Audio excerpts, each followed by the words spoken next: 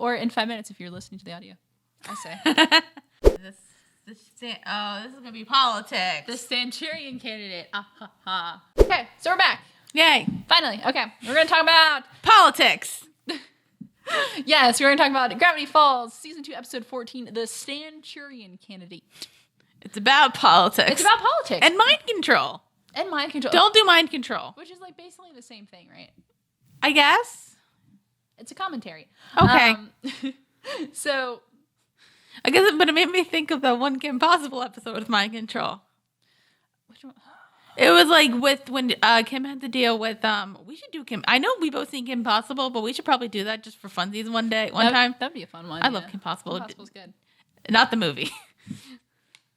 What, the live action one? Yeah. I haven't seen that, so I can't say anything. But anyway. But I think it was like she had to like have her brothers with her for some reason. I don't know why you bring your brothers on a mission.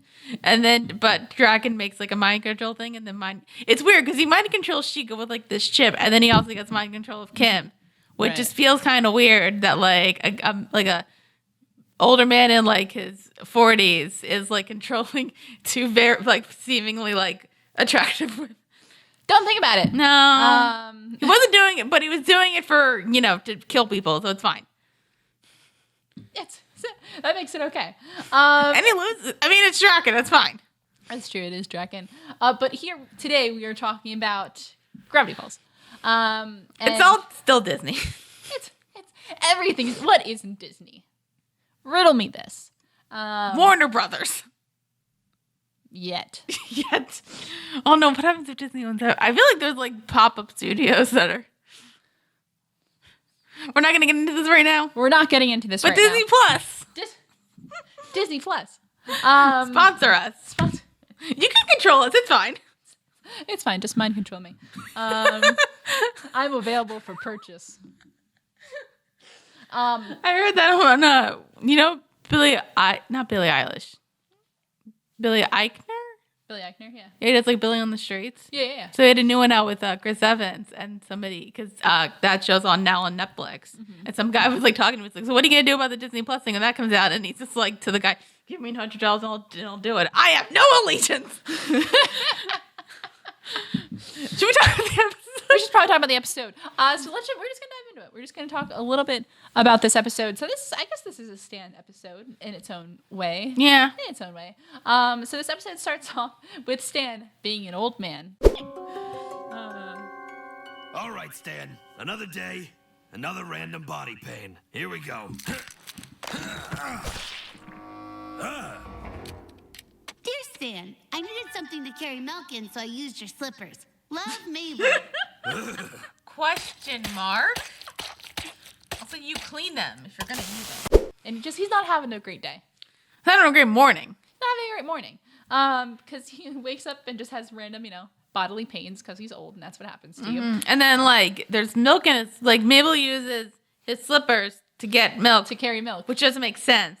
She needed somewhere to carry milk. Get a bucket. But it's not as soft. You know what's funny though? Actually, so I was at Starbucks because I went to Target and I went to Starbucks, and there was like those like power juices that they have there. Mm-hmm. There's one that was called Golden Milk, but it was like with fruit in it. I'm like, why would that sound? Anyway, Ooh. I know. Okay, so but that didn't make sense. But she left a note. She did leave a note. But now he has very soggy, milky slippers and it's nasty.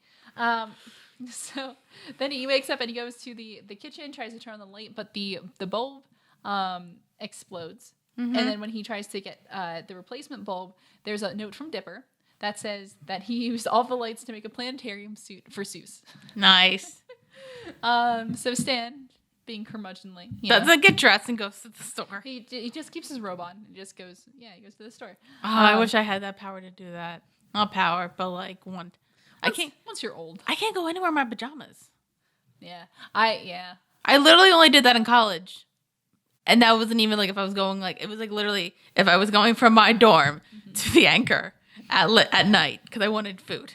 I only did that like one time for class, not my PJs, but like I literally just had my pajama shirt. I just threw a sweatshirt over. Oh, like sophomore year when it like snowed a lot. I think I did. I wore my sweatpants a lot then because like Why would you want? You don't even want to leave anyway. Right. That's when they still had the old dorms. So like you had there was like it was. Oh, I slipped on hills. that. I slipped on that so many times. Oh, that I had to wear campus is a hazard. That campus is an absolute hazard. I must have bruised my hip like so many times. Like I literally wore my rain boots when it was snowing because I knew I wouldn't slip. Yeah. And like I had my laptop in my backpack. Do you remember the pond? How like they had the little bridge over the pond? Yeah. One day, like it was like snowing. I think I was at band practice. And like I was coming back, and I had to like shuffle over the thing because it was all ice. And, like, shoom. College was fun. It was a good times. Yeah, that whole campus is an absolute hazard. Is it better now? Not much. All right. Not much. I was there in the spring. It really isn't that much better. All right. The dorms are nicer though. I'll say that. The dorms are a lot nicer. They were. Yeah, they're nice, very nice dorms. Yeah. So Gravity Falls. But so Stan is in the line. He's buying a light bulb. And so the teenagers. So we have Robbie, Lee, Nate, and Tambry. And Robbie and Tambry are still together. We can see that they're It's still my magic. I feel like the magic would have worn off by then. I think the magic has probably worn off by now. So like now it's real? A question mark. If it is good for them. Good for them. So, but where's Wendy? She doing her own thing. Yeah. She's probably wrangling her 3 bear brothers. But the teenagers don't want to stand behind him in line because he's an old person. He's going to take forever. And Stan just says that he was going to shoplift it anyway. And then security comes and tackles him. So Stan is not having. You can't shoplift that bot. I mean, no. Yeah. So yeah, Stan's not exactly having the best day here. Yeah, but then he gets the light bulbs after beating up the enemies, and then he's a hero to everybody. Oh wait. Rough start to a day, but it's all gonna be worth it when I fix that light bulb. And we're done. Does anyone see this? This is what a hero looks like right here. I thought we were out of light bulbs. Oh, we were. So I invented my own. It will last 1,000 years, and the light it emits makes your skin softer. Never have I known such softness. Anyway, where were you? Except that, yeah, as soon as he walks in the door, there's light because Ford, his brother, who he loves dearly, has decided to invent a new type of light bulb that will last for 1,000 years and makes your skin softer. So everybody seems unhealthy. Everybody thinks he's a hero. That seems unhealthy. But like a smooth soft, like a nice, like moisturized. Yeah, but I don't trust light helping my skin. And that's why I don't go outside. Like I can tan, but I don't go to a tanning bed. I go in the sun and I wear sunblock. Yeah. My mom was talking about that, like but she was like, remember back in the days when you just put tanning oil on? And I'm like, how did you guys survive? Oh man. So 70s, man. What a time. We didn't know about skin cancer. No, we did not. So, so Stan is kind of annoyed. So he goes over. He just kind of wants, to his own time. So he goes to the TV, turns on the TV, and then local news reports actually has an actual news story for the first time in forever. This just in.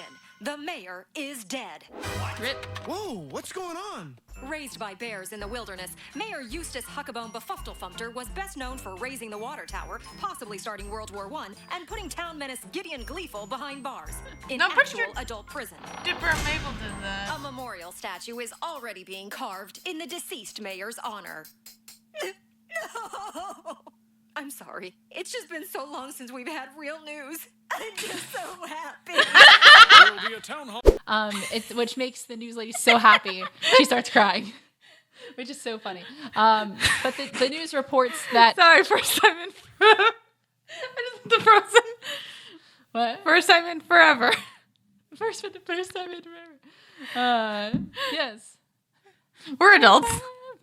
The mayor... The mayor, Befuftelfumpter, he has died. Because the dude was like over 100 years old. But he was mayor the entire time? I mean, not from adulthood. Yeah. That's not how mayorship... Is that how mayors work? How do mayor elections work? To be fair, it's Gravity Falls. So there's probably term limits. But nobody pays attention. But like nobody cares. I don't get... Like, it's like with real mayors. Is it 4 years? And then he can get elected again and then it's another 4 years? Usually. Okay. But also it's I Gravity barely Falls, understand elections in general. So, but Gravity Falls was a weird town that was made by Quentin Tremblay. So like anything could happen.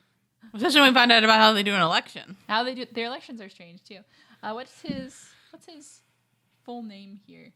Hold on. Braka. Mayor Eustace Huckabone Befufflefumpter.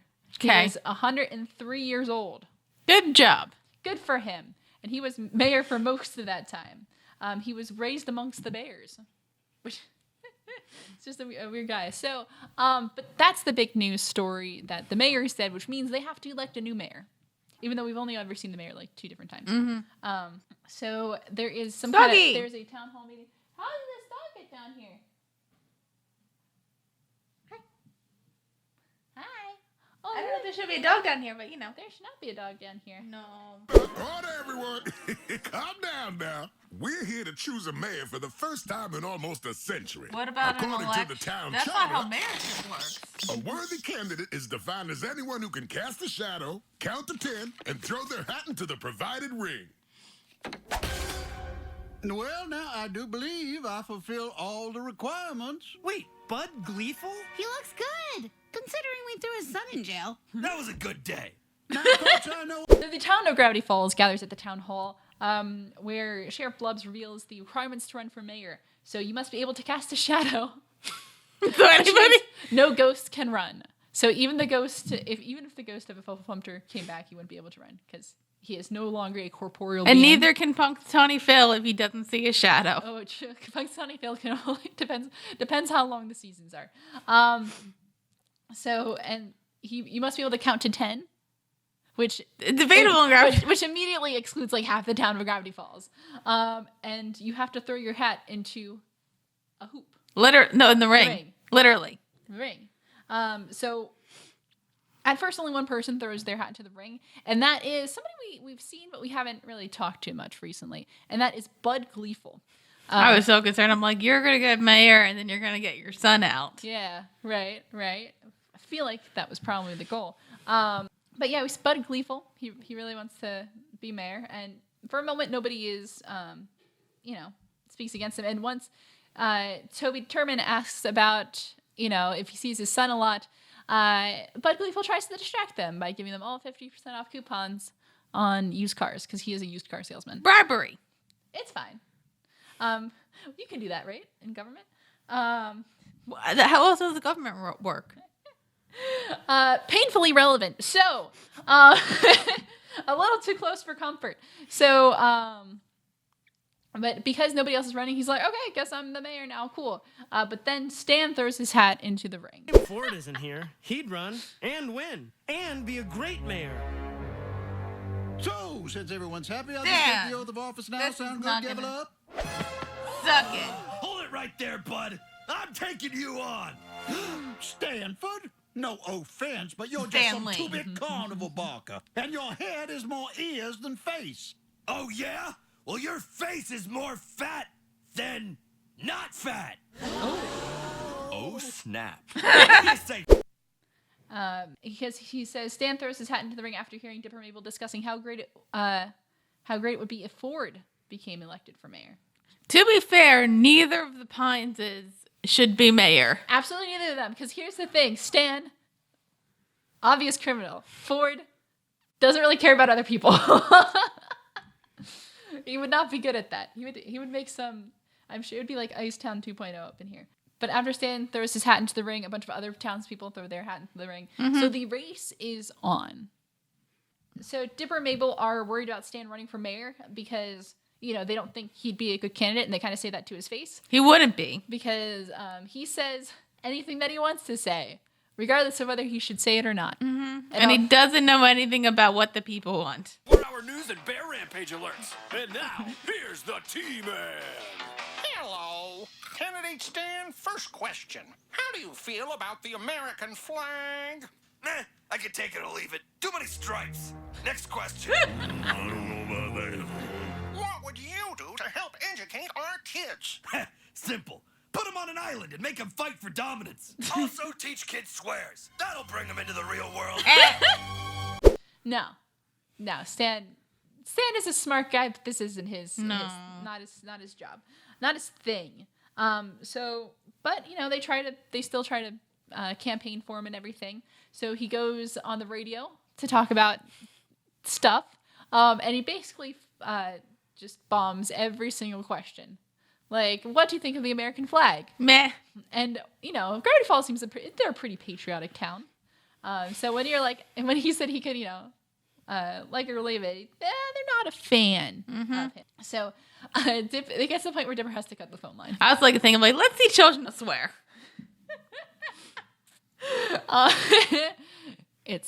That's fine. Yeah, let's just teach children to swear. It's fine. I think that's a good idea. Yeah. They also wants to put them all on an island so they can fight for dominance. He just wants to go all Lord of the Flies on this, or Battle Royale, or Hunger Games. Or Hunger Games. We got to get in with the youngins. They know Hunger Games. Oh, sure. Do kids like Hunger Games still? I don't know. Because Hunger Games was kind of a thing when we were in high school, so it's been a while. Yeah, but it was late high school. I think young adult stuff's kind of done with. Those kind of novels. Has YA I feel like YA is still a thing. Barely. Did After really do that well? Nah, not like it used to be. Back in my day. Anyway, I'm contractually obligated from not talking about the movie. So, but I am, so we're good. You can do it, that's fine. So, Dipper raises concerns to Ford about that Stan kind of says whatever he wants, and he is rude, and people don't like him very much. So, Ford says, he's like, if only you could have some kind of mind-controlling device where you could control Stan's actions, and he does. So this is an emergency. The stump speech is in a couple of days, and if he continues like this, we'll lose to Bud for sure. It's a shame there isn't some device that would allow you to control someone else. Oh, wait, of course, yes, there is. A long time ago, I designed a prototype for Ronald Reagan's masters. Just get Stan to wear this, and you can make him a literal talking head. Ooh, this is amazing and ethically ambiguous. As long as you wear the matching one, he'll say and do whatever you want it. Because he has a tie. He has a tie, specifically made for politicians because because Reagan's handlers, he gave it to Reagan's handlers back in the 80s, which is hilarious and kind of scary, and also. To be fair, I listened to the Dollop episode, the 4-inch episode where they talked about Ronald Reagan. Yeah. And I'm surprised people survived. And not many didn't. Woo! Yeah. That was a great time in American history. We weren't alive. It was fine. Mm-hmm. We weren't there, which was good. So they do end up testing it out on Stan. They test it on Seuss first, and because it is morally and ethically ambiguous. Because when they try it on Seuss is obviously any time he goes and comes out of it, he's a little freaked out by it. Mm-hmm. His light flashes before his eyes. Yeah, I think it's you black out, yeah, and then you come back and you're like, what? Okay. Yeah. So it's not a pretty process. It's not a comfortable invention.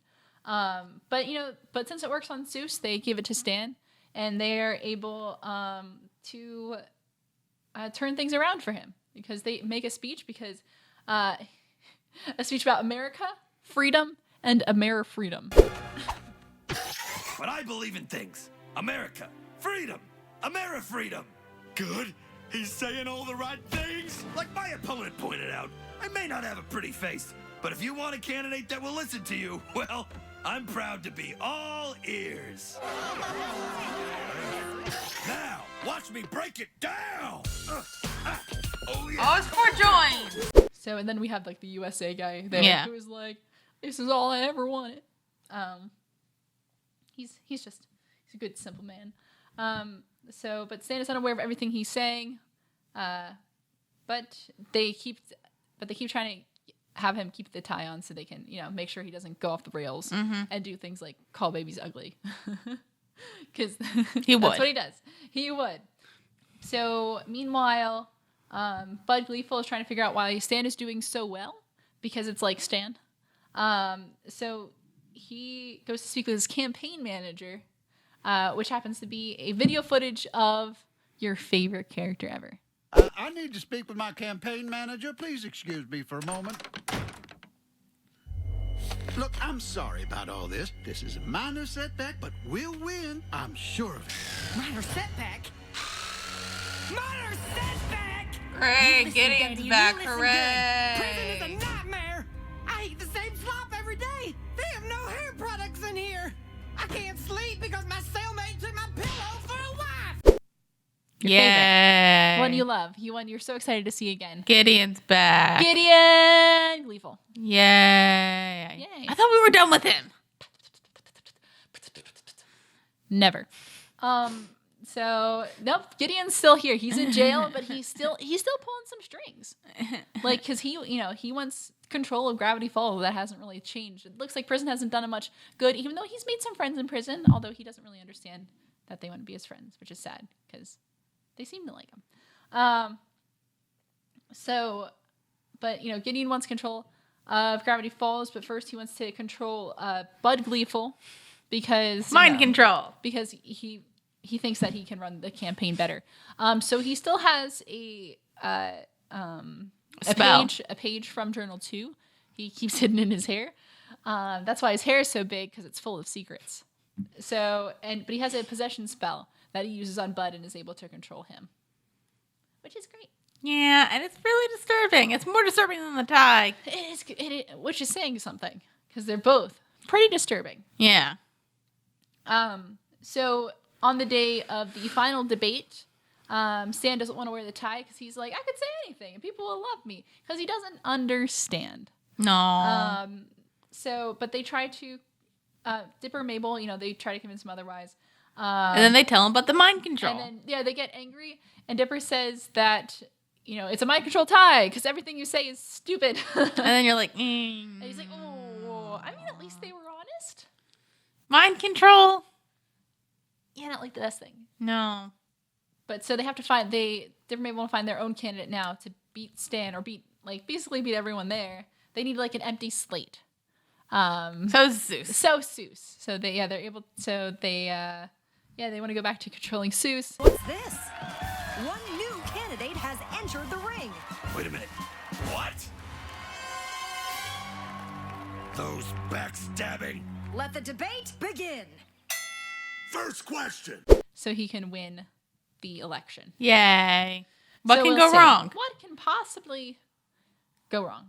And then we get to the debate stage, and it's a little weird. Yeah, it's basically how you do an election in Gravity Falls is that you throw bird seed at the person that you want, who you agree with the most. Mm-hmm. And then they let an eagle out. Held on an actual stump, and the Friday debate, wherein townsfolk throw birdseed at the candidate they liked most. At the end, they release a freedom eagle who will fly to the candidate covered in more seed and bestow a birdly kiss upon him, anointing him mayor.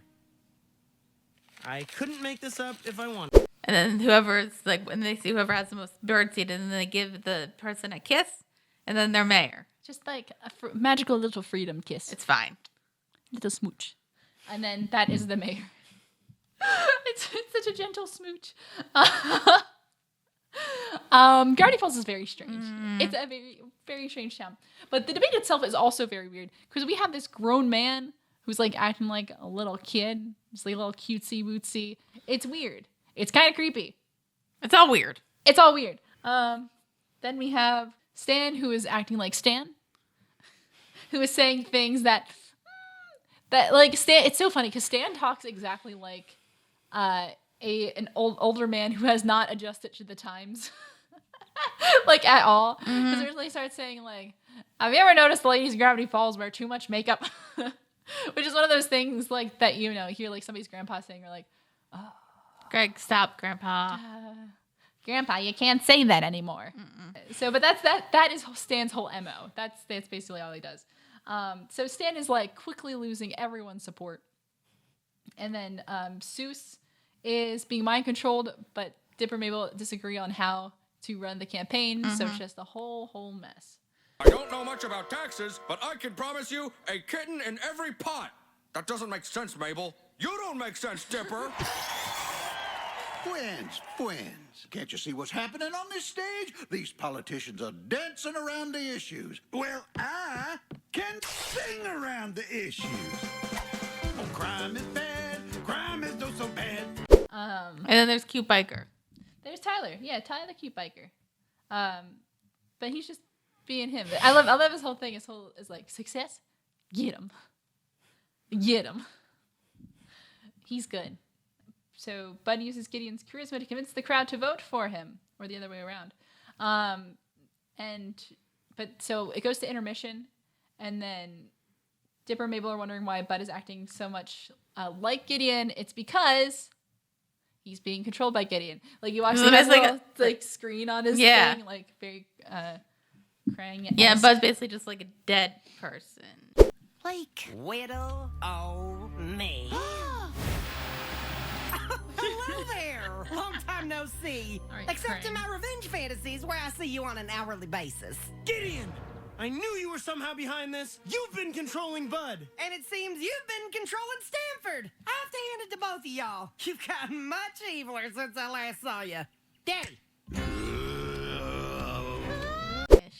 Yeah, he's kind of like controlling a zombie. Yeah. Bud, which is kind of creepy. Yeah.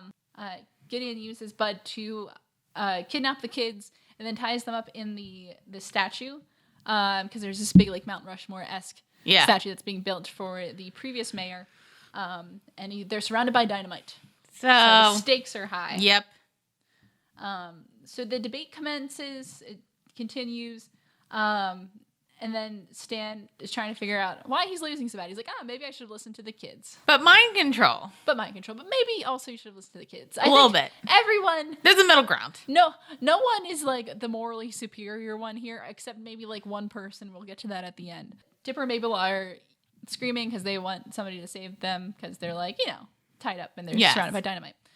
So Stan hears them and they kind of fall out of the nose of the thing. So Stan rips off his sleeves, just cause, and then he climbs up the scaffolding to save the kids. Yes. I should have let you do mind control. We're tied to a bunch of fireworks.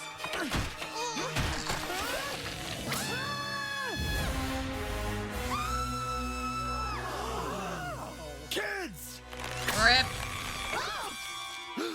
Listen, everybody, this debate is over. I gotta go save my family. Those are just some demolition dummies. Nothing to see here. Can it, Gleeful? Turn of events. And as he's doing that, the crowd is loving it, because they're suckers for good hero story. Like real life? Sure, just like real life. Okay. So Stan is able to get the kids, but Gideon blows up the whole thing, and it all comes crashing down. But they are able to be saved because they fall into a big thing of birdseed. So it's fine. It's fine. That makes sense. But because he is surrounded by so much birdseed and everybody loves him, the eagle is released, and he descends upon Stan and delivers a smooch upon him.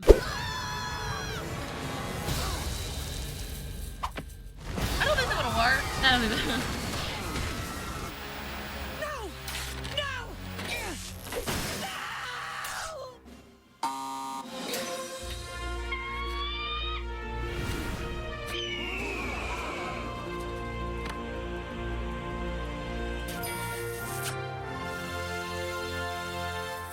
Is Stan mayor now? So Stan's the mayor. So Stan is the mayor. Except not. For like 2 seconds, because then he's not. Because here's the thing. Stan is just a full blick. He's a criminal. The dude has a record. So he can't. The dude has a record. I don't know why that would stop you from being a political figure.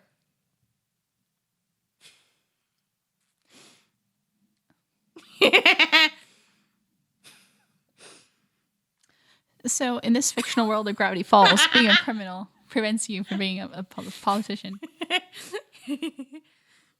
It's great. Wait, did Stan murder a llama? Llama-cide. Yes, he did kill a llama. Because that llama knew too much. And did he, like, traffic pugs? Yes, like, he was a pug trafficker. Like dog fighting? No, they're just cute. But it's still illegal. Don't traffic pugs, everyone. Don't traffic anything. So they dedicate the entire newscast to listing off all of the crimes that Stan has committed. But Tyler Cute Biker's now the mayor. Yeah, so the only viable candidate is Tyler Cute Biker. Hooray! And so he got him. do? What didn't I do? Crimes include Murder, shoplifting, probably. teaching bears to drive, a new crime he invented called burgle-bezelment, first-degree llama-cide. That llama knew too much. Due to this shocking development, it would appear the mayorship passes to the only candidate who actually filled out their paperwork. Local enthusiasm enthusiast, Tyler Cutebaker. Aw. Love him. So emotional. I'm sure everything will be fine. He got him. He's good. But Dipper is disappointed that Stan didn't win, but Stan is all right with it. Mabel gives him a sash because she made him a sash that says "Our Hero" on it because he saved them even if he isn't the mayor. Stan, I like how Stan kind of tears up a little bit. Because he loves those kids. Oh, no, he had confetti in his eye. Yeah. Oh, right. He had confetti. How silly of me. And then he offers to have them all go vandalize the mayor's mansion. All right. And then nothing else happens of importance. Nope, that's it. Thank you. See you, everyone. Good night. Bye. Except that our kind of credit scene is Gideon is doing arts and crafts with one of the his prison mates. Who just has ghost eyes. His name is Ghost Eyes because he just has ghost eyes. Okay. Yeah. That's fine. Some people just have ghost eyes. So Ghost Eyes offers to let him join a riot that night, but Gideon declines, returns to his cell. And in his cell, he has a cat poster, which is like, hang in there or die, kitty. Oh, hold on. My thing's died.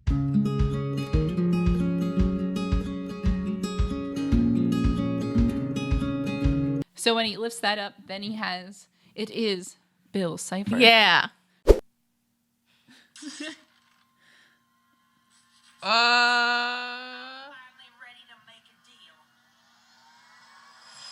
This is fine. Question mark? This is fine. Do-do-do. And I'm like, great. Gideon's going to be involved. Hooray. It's going to be fun. So, yeah, we are not rid of Gideon at all, yet or ever. Well, it will be when the show ends. And we're also not done with Bill Cipher. Well, I knew that. We kind of knew that, but... Sticks to my theory now. So, he completes this circle by drawing an eye in the triangle and says he's ready to make a deal.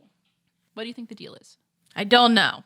What you have a new Bill Cipher I do have a new Bill Cipher theory, and it's probably incredibly incorrect. Go for it. I think that Bill Cipher and Ford are the same. Huh. That's very interesting. I actually really like I that think theory. either somehow they kind of fuse together, and it's like a Jekyll and Hyde kind of thing. That's really interesting. I'm going to ruminate on that. I'm wrong, aren't I? I mean, like, I just think it's really interesting. I'm just thinking that, like, he might have made a deal to, like, survive, and it was to fuse with Bill, so, like, they share a body. And then we gotta say Ford. Anyway. Everybody think about that. Yeah. That would be really interesting. Oh, that'd be really interesting. All right. But, so, like, what'd you think of that episode? It was good. It was fine. I thought it was funny. Yeah. It was funny. Yeah. Politics are always funny, right? Yeah. If you don't laugh, then you cry. And I cry a lot. So let's look at some trivia. Make it quick.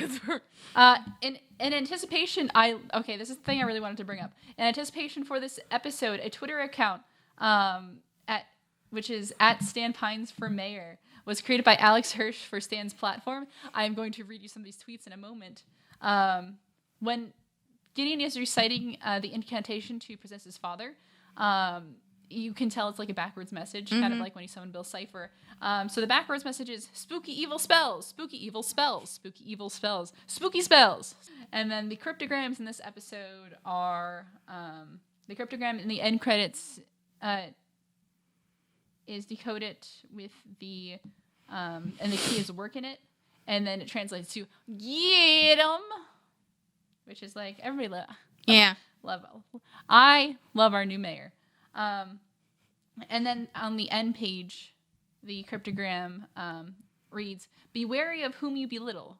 Big problems can start out whittle." I don't like Gideon.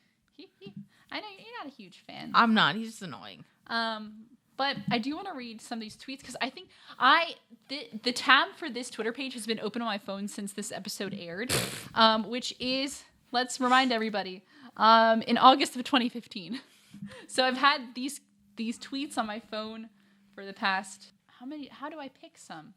I'm just worried about the battery. Maybe we'll make a montage and put them up. Okay. I'll do that. I'll make us a montage for them so everybody can see how good these tweets are.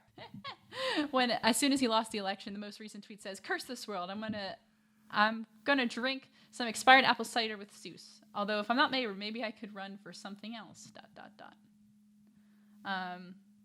This was important note. This episode came out like in the throes of like the 2016 election. Oh, no. So like this was hilarious, just like hilarious. And then Stan's slogan was "Yes, we Stan." Yes. I'm gonna have to look through these, and we don't have enough time for me to do that. But before this episode comes out, I'll make a promise to myself on camera that we're gonna have some of these lovely tweets. We can do it in the live stream. Oh, we can also read some in the live stream too. Okay, but we're having technical difficulties, so we're gonna keep rolling, and then it's time for comment corner. A comment corner, but a really abbreviated comment corner. So today we're gonna be reading the comments from Society of the Blind Eye and Blendon's Game. My friend Kit says, "I'm glad I'm not the only one who immediately thought Wild Wild West in response to Steampunk and Men in Black." So this is from Society of the Blind Eye.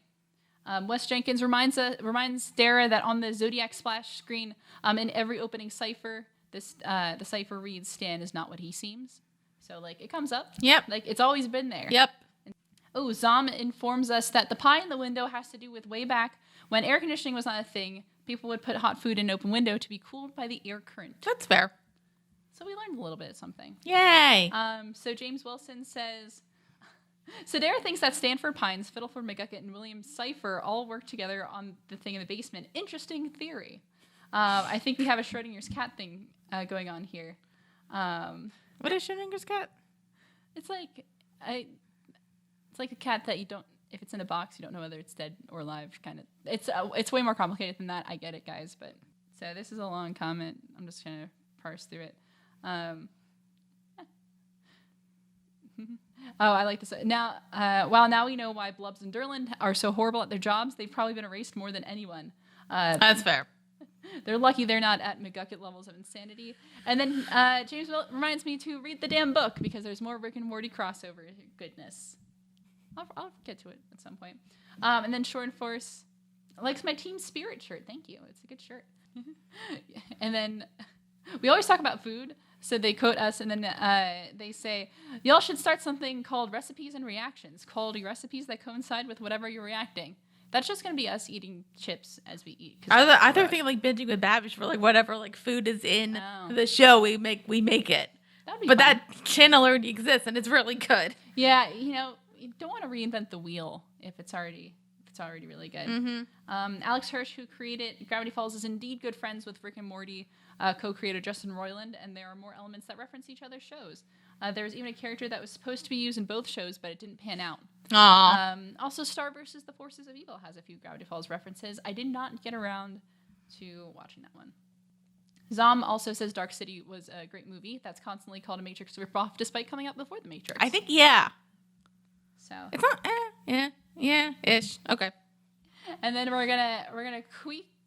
Wow, words. We're gonna quick speed over to the Blendon's Game. And Zom says perfect pizza. Their version of perfect pizza is bacon and mushrooms with cheese-filled crust. I'm not a fan of the cheese-filled crust. I'm not a mushroom person, or I don't eat bacon. Cool. Yeah, so that's like cheese-filled crust. Though I'm in. I'm out with it, the cheese-filled crust and the mushrooms, but like bacon is a maybe. I don't put it on my pizza, but I like bacon. Cheese-filled crust is so good. And they also have some commentary on the Spy Kids series. Spy Kids was an interesting series. Spy Kids 1 was fun. 2 was unexpectedly philosophical. True. But fun. 3 was okay. And 4 was not great. Didn't see it. Didn't see the 4th one. Oh, we have a comment from Ivy, who recently commented that we didn't need to read their poems, but like I'm still gonna read them. Yeah. Because they're fun. And they're really good work, and they're probably annoyed at me because I didn't read them because I thought they were spoilers. But like, deal with it. Mm. They say 2 things. 1, remember the scene where Blendon revealed himself, but he was camouflaging, and when he tried to set his suit back to default, it glitched 3 times. Well, there. I'm dying.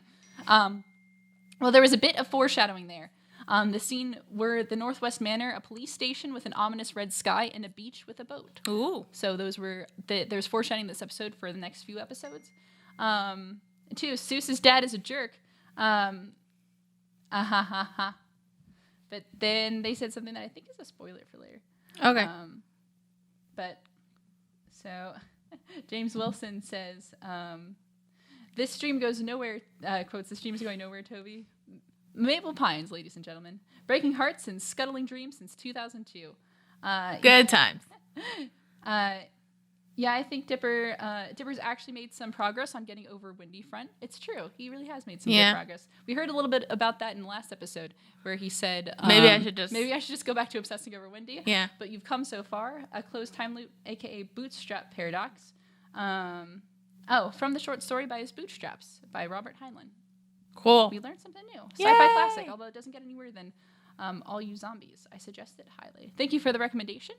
And if you guys want to kind of read these, because I'm really rushing through them, go to Blendon's Game. And then Shorn Force says, my perfect slice of infinite pizza would morph to fit my mood. Generally, though, I like thin or stuffed crust. I prefer vegetables mostly, but also like pepperoni. Mellow Mushroom had a really good potato pizza at one point. It'd be nice to have that again. Weird. I don't know what Mellow Mushroom is, and I don't know what a potato pizza would taste like, but like I would try it. Yeah, why not?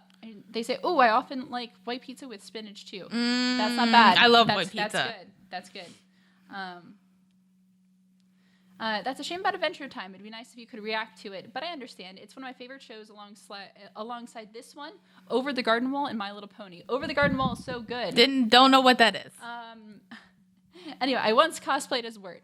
So that was fun. It's great. It's on the internet somewhere. So let's see. So we kind of rushed through those comments, but we did want to acknowledge them.